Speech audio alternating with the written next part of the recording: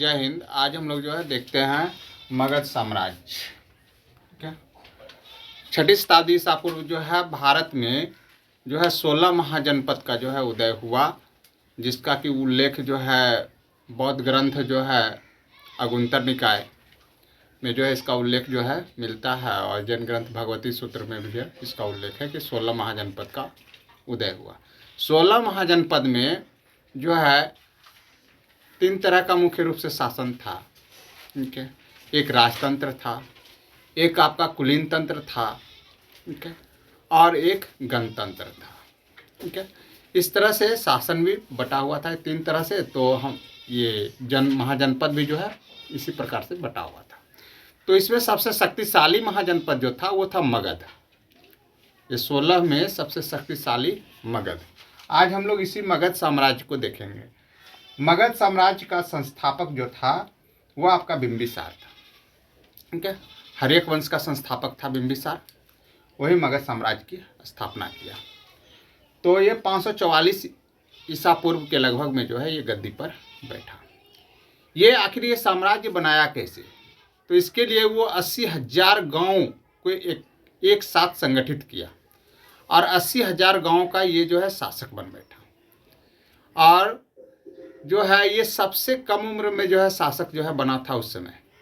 मात्र 15 वर्ष की उम्र में जो है ये गद्दी पर बैठा था। अब जब जो है एक साम्राज्य गठित कर लिया तो इसकी सुरक्षा के लिए वो कूटनीतिक प्रयास भी जो है शुरू किया। पड़ोसी राज्य के राजाओं की जो है कन्याओं से ये विवाह किया। ठीक है। सबसे पहले जो है कौशल नरेश की पुत्री कौशल देवी से विवाह हुआ। उसके बाद फिर जो है चेतक की पुत्री चेलना से विवाह हुआ। लिच्छवी की शासक चेतक की पुत्री। उसके बाद मध्य देश की राजकुमारी खेमा से जो है विवाह किया, और इस प्रकार से आस पड़ोस के राजाओं से वैवाहिक संबंध स्थापित करके और अपने जो है साम्राज्य को काफ़ी मजबूत सुदृढ़ कर लिया। इसकी खासियत यह रही कि इसके दरबार में जो है प्रसिद्ध वैद्य जीवक रहा करते थे और महागोविंद रहा करते थे, जो वास्तुकार थे उस समय के। लेकिन इसकी हत्या इसके पुत्र जो है अजातशत्रु द्वारा जो है कर दी गई। ठीक है।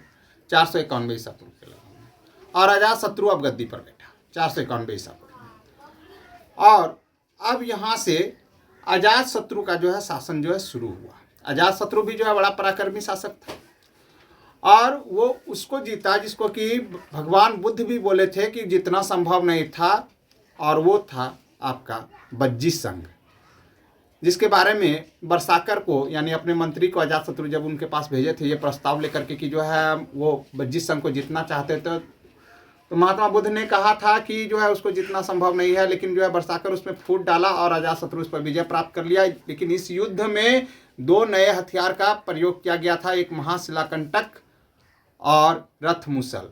और इसमें जो है एक जो है आजीवक संप्रदाय के जो संस्थापक थे मखली गोसाल, वो भी मारे गए थे इसी युद्ध में।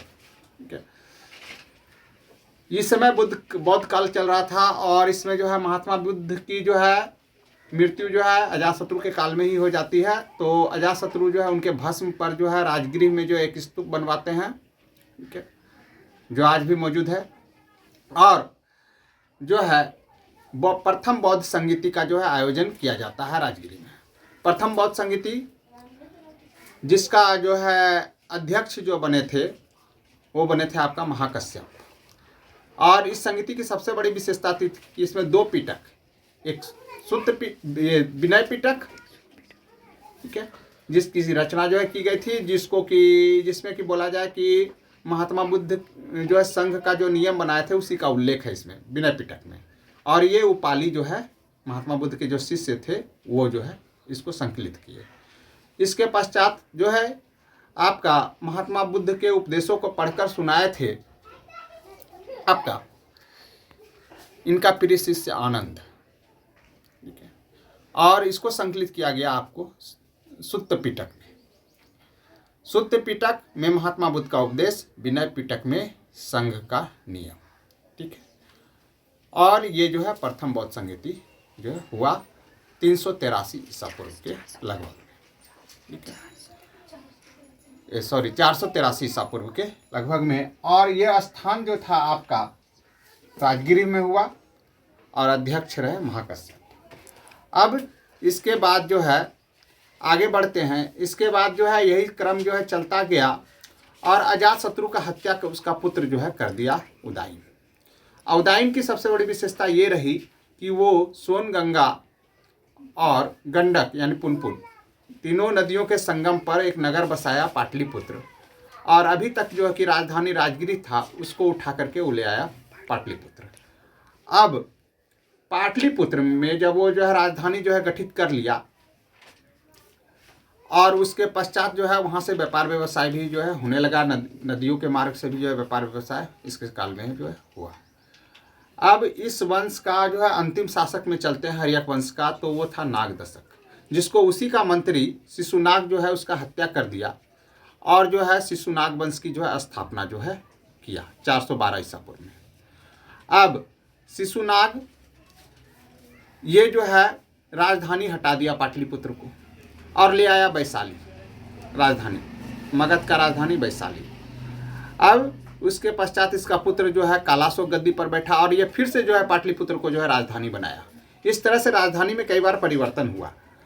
अब जो है कालाशोक के समय जो है सबसे बड़ी बात यह रही कि इसके समय जो है द्वितीय बौद्ध संहिता का आयोजन किया गया था और इसके जो है अध्यक्ष थे यश, और ये हुआ था 383 ईसा पूर्व में।